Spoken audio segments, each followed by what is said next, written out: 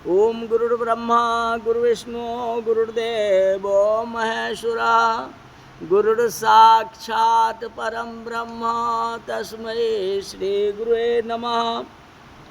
आज की कथा अयोध्या कांड के बाद आरण्य कांड की कथा आती है।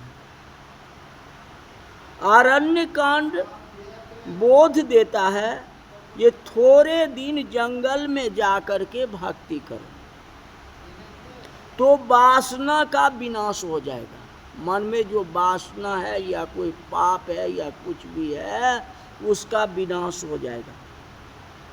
जैसे घर में आपको लड़ाई झगड़ा होती है या कोई बातें टेंशन हो जाता है तो आप कुछ काल के लिए पार्क में जाके बैठ जाते हैं और तो भी टेंशन नहीं जाती है तो कुछ अपना फ्रेंड के साथ बैठ जाते हैं, आप दोस्त के साथ बैठ जाते हैं और अपनी मन के विकार को हटा लेते हैं।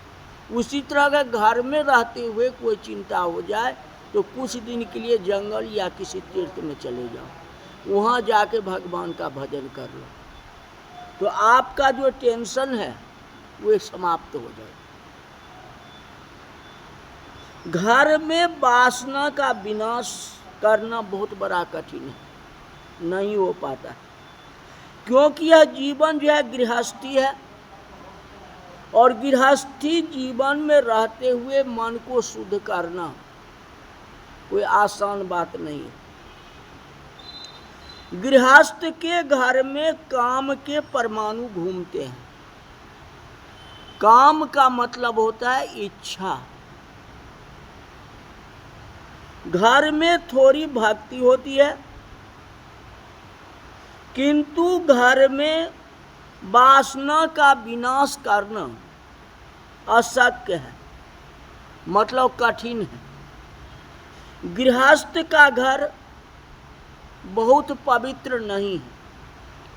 जगत के सभी संत महात्मा वन में रहते हैं और अपने वासनाओं का विनाश करते हैं, तब तो वे महान हुए।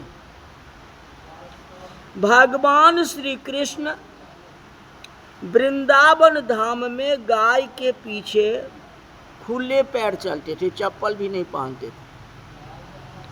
वृंदावन में भगवान ने तपस्या की है।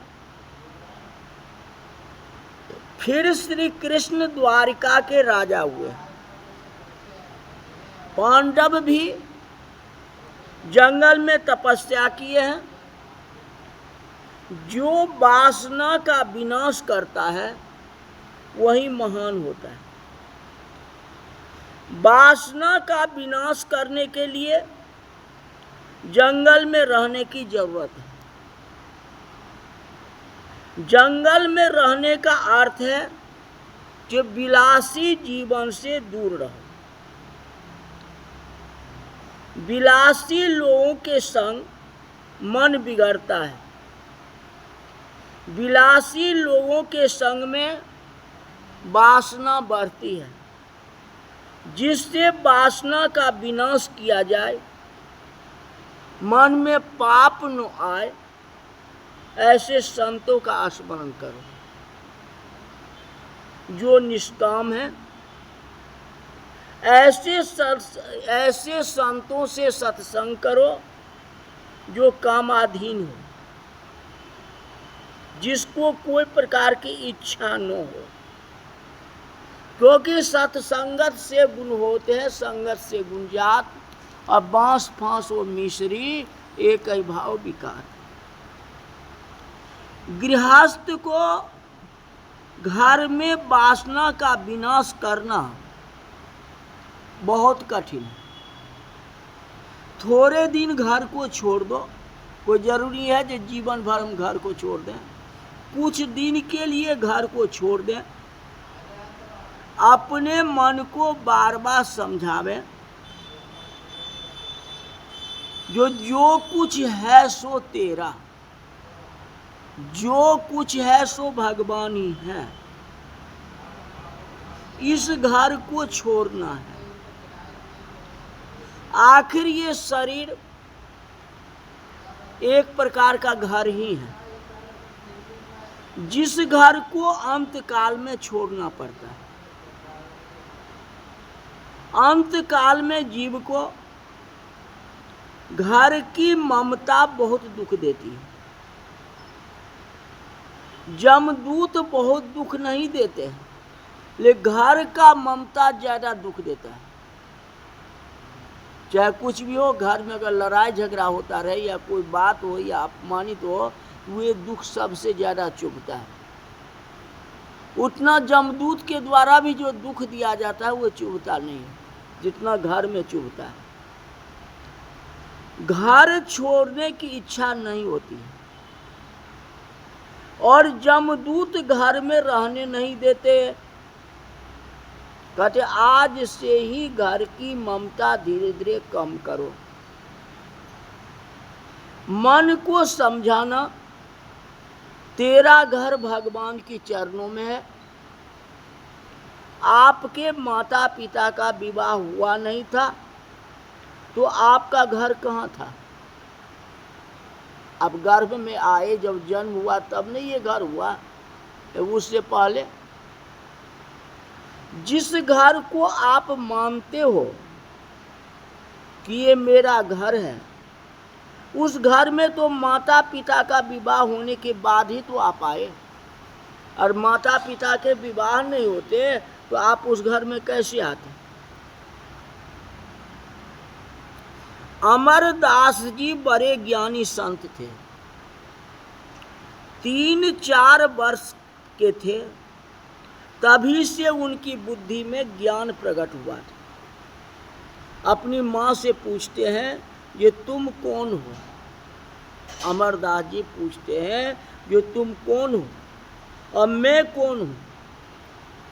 तो माँ कहती है, तू मेरा बेटा है और मैं तेरी माँ हूँ। तो अमरदास जी पूछते हैं कि माँ, तुम्हारा बेटा कहाँ है?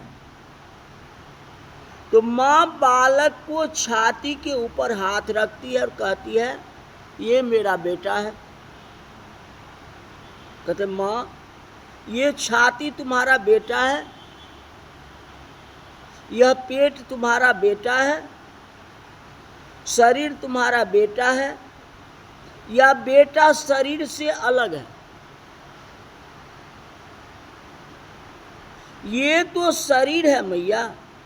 आज तुम्हारी गोद में बैठा हूँ और तुम्हारे विवाह का जुलूस निकला था तो मैं कहाँ बैठा था?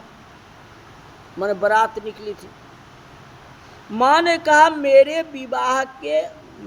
विवाह के बारात में तू नहीं था। अमरदास जी कहते, मैं था, मैं नहीं हूँ। ऐसा अनुभव किसी को नहीं होता है। जिस घर को आप मानते हैं यह मेरा घर है, ये आपकी भूल है। आपका घर भगवान के चरणों में है। इस घर को एक दिन में एक दिन छोड़ना ही पड़ेगा। घर में रहने से मन बिगड़ता है,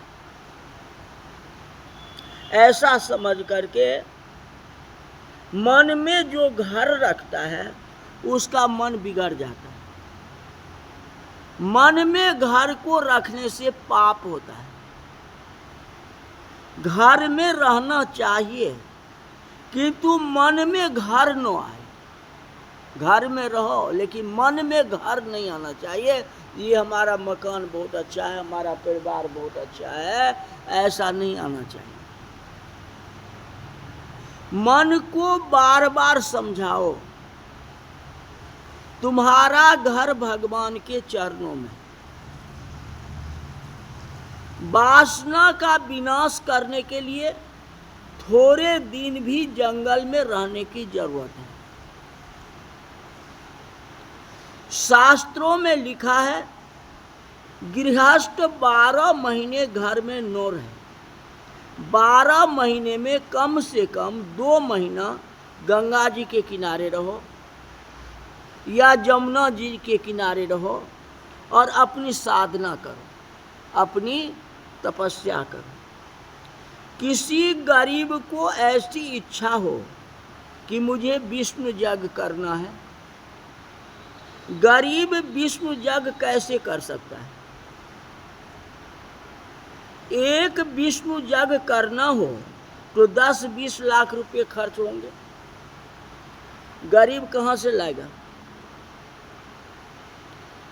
कहते कोई गरीब वैष्णव गंगा जी के किनारे या जमुना जी के किनारे बैठ करके 12,000 न हो तो 1200 विष्णु सहस्त्र नाम का पाठ कर ले, वही विष्णु यज्ञ हो गया। सादा भोजन करो, महीना 2 महीना पवित्र तीर्थ में जाके स्नान करो, भक्ति करो। भक्ति करने से सात्विक शक्ति जो है बढ़ती है। वह सात्विक शक्ति मानव को पाप करने से रोकती है। श्री राम जंगल में जाते हैं, राम वृद्धावस्था में वन में नहीं गए थे, राम जवानी में वन में गए थे। राम अकेले वन में नहीं रहते थे, श्री सीता जी भी साथ में है और एक ही पर्णकुटी में रहते हैं। परिपूर्ण संयम है, यही तो तपस्या है। इतनी तपस्या भगवान राम ने युवावस्था में कर ली। तपस्या तो यौवन में ही होती है, यौवन को मार लो तो सब कुछ हो गया, जो यौवन को नहीं मार पाया तो फिर क्या हो? वृद्धावस्था में शरीर दुर्बल हो जाता है, वृद्धावस्था में शरीर रोग का घर बन जाता है। उसमें मानव तपस्या क्या करेगा? उसको तो अपने शरीर पर ध्यान रहे, शरीर का ही चिंतन ज्यादा होगा। राम जी ने जगत को शिक्षा दिया है, जो रावण को मारना है, काम को मारना है, तो जंगल में रह करके सादा भोजन करो और तपस्या करो। आरण्य कांड के बाद किष्किंधा कांड की कथा है। किष्किंधा कांड में श्री राम और सुग्रीव की मित्रता की कथा आती है। श्री राम परमात्मा है और सुग्रीव जीवात्मा है। जीव ईश्वर के साथ तब मैत्री कर सकता है जब वह काम की दोस्ती को छोड़ दे। काम मित्र नहीं है, काम शत्रु है। काम सुख देता नहीं है जहां तक दुख देता है, इसलिए काम की मित्रता को छोड़ दो। हनुमान जी महाराज कृपा करें तो ही राम सुग्रीव के साथ मित्रता करते हैं। अब बीच में हनुमान जी नहीं आते तो मित्रता नहीं होती। हनुमान जी की कृपा न हो तो राम सुग्रीव के साथ मैत्री करने के लिए तैयार नहीं। सुग्रीव को हनुमान जी का बल मिला। हनुमान जी बल संयम है, काम मित्र नहीं है, उनका मित्र राम है। सभी जीवों के साथ राम प्रेम करते हैं। राम को कोई स्वार्थ नहीं है तो भी राम जीव के साथ प्रेम करते हैं। संसार का सभी प्रेम स्वार्थ से भरा हुआ है। जीव के मित्र श्री राम हैं और काम शत्रु। किष्किंधा कांड में जीव ईश्वर मैत्री की कथा आती है और सुंदर कांड तो बहुत अच्छा ही है। अब कितना अच्छा सुंदर कांड है ये कथा कल बताएंगे। आज की कथा यही तक रही। बोल राजा रामचंद्र भगवान की जय।